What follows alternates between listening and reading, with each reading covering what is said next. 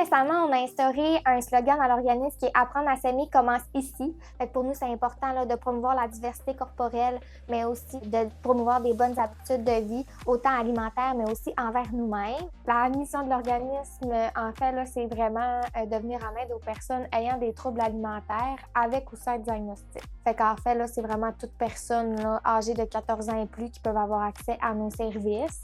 On fait aussi la prévention et sensibilisation auprès là, de la population générale. Au niveau de nos services, on a vraiment l'intervention individuelle avec nos intervenantes.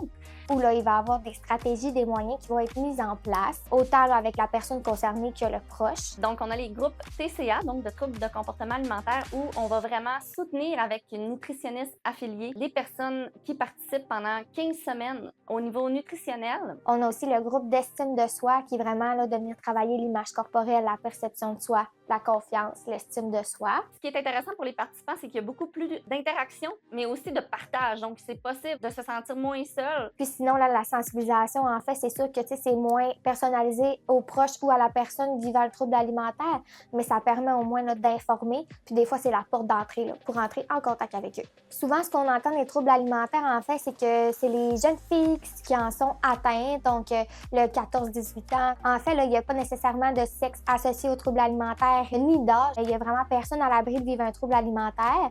On pense souvent aussi que le trouble alimentaire, c'est un trouble de santé physique parce que souvent, là, ça associe à l'alimentation, puis on voit beaucoup à l'anorexie, là, que ça apporte des difficultés au niveau de la santé globale du corps, mais c'est un trouble de santé mentale. Fait qu'en fait, là, c'est vraiment là, au niveau des pensées, des distorsions cognitives là, que le trouble alimentaire va naître chez la personne.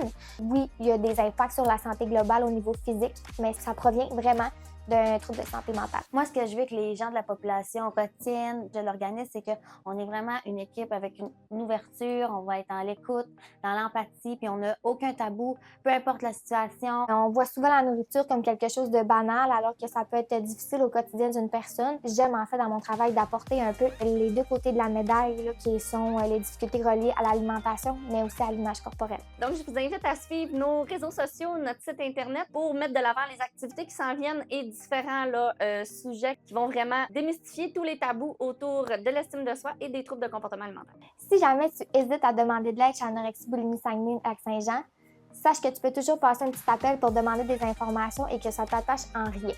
Tout le contenu, tout ce que tu vas nous nommer, tous les questionnements que tu vas avoir vont rester confidentiels et ça va nous faire plaisir de pouvoir t'aider dans cette situation.